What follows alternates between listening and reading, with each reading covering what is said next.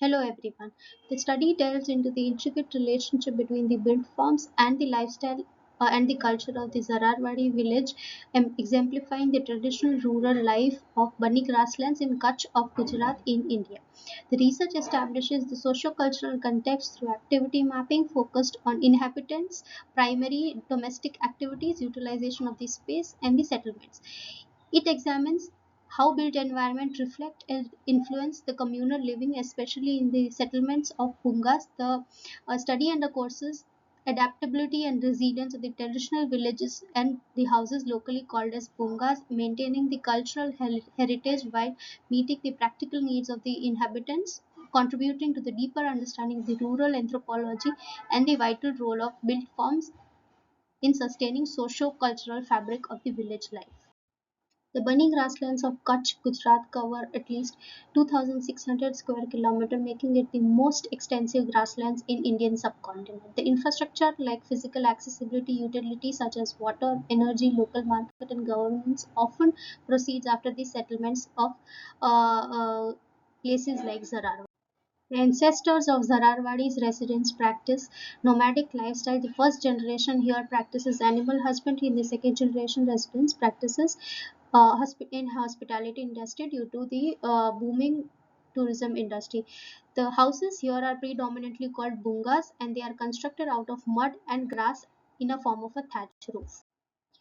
The research seeks to explore the architectural characteristics of bungas, focusing on the structural and functional attributes. The study aims to document these buildings through the lens of material usage and physical features such as walls, roofs, openings, highlighting the design strategies that are used to build the elements that are employed by the local communities among the habitats, especially in the location of Zararwadi. The study involves documentation of the habitat through sketches, interviews, focus group discussions, and measure drawing. Spatially, the settlement is organized as a cluster with the houses in three loosely defined strips aligned in east-west direction as seen in the figure. The natural boundary of the tree protects the settlement from the desert winds, especially dehydrating hot and dry dusty winds of summer and cold winters. Vegetation also acts as a fuel and fodder for the cattle and also has a water body need. The units of Bunga on the periphery are arranged with the opening in the center of the cluster. This enhances the interaction due to visual connection and enhances the community living and socializing opportunities. This is a very peculiar characteristics observed in the center of Sarawat. For the detailed study, the entire cluster was divided into several sections as shown in the figure.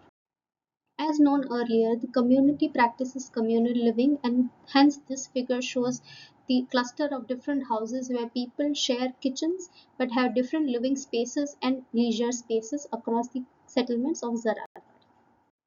The bungas that store valuable items like jewelry, clothes, products related to economic activity like handicraft items are located in the center of these settlements, and also the doors open inward.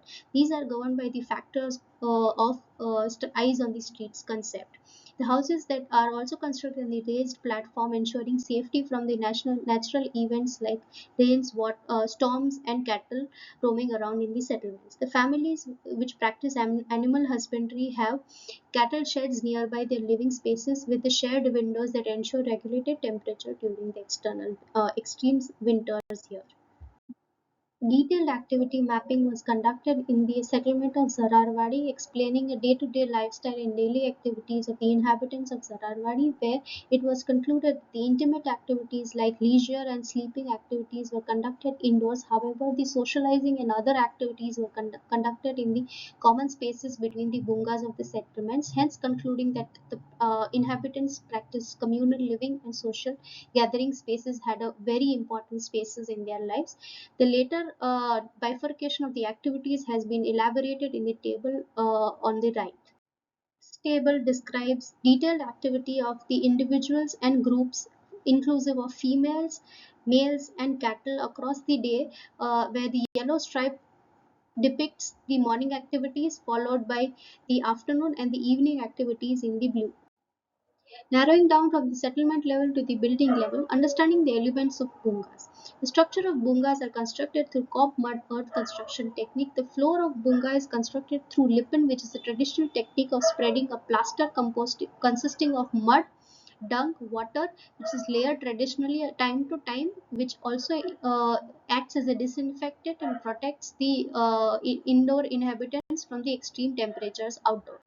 The tapered thatch roof are constructed using straw sourced from the local grassland, while the beams are used from the locally available vegetation of babul tree. The beams are often used as a storage space to hang and store valuables and items which are vulnerable from the animal.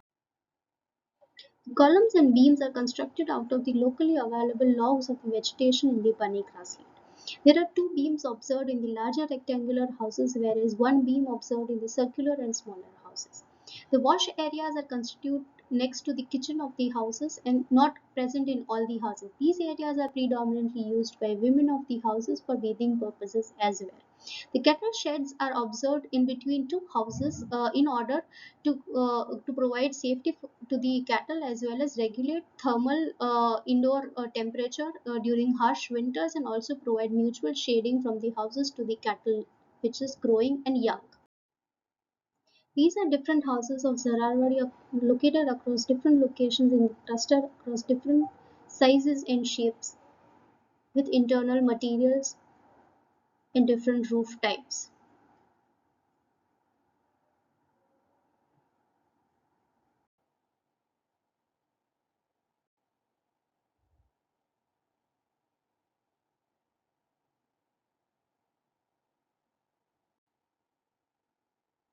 Few photographs showing columns, beams, storage areas, floor, kitchen, cattle shed, and kitchen with the exhaust.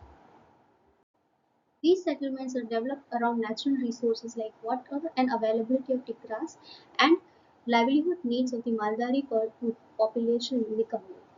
Cattle are the central to the daily routine, architecture, and social practices. The use of local materials for thermal comfort in the Bunga are peculiar to such kind of settlements. The inward-facing clusters enhances community interaction and safety. Outdoor spaces between Bunga foster social and visual connectivity. Cattle shelters are integrated with the residential spaces for the synergy and thermal benefit. The local vegetation is also used for fencing against the predators and wind.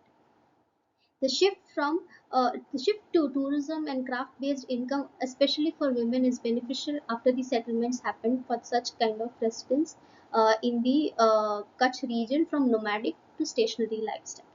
These lifestyles are centered to the resilience, inclusivity, and climate sensitivity as a whole blueprint to the rural development in this region of Kutch, which is resource deficient. These are the resources referred for this research.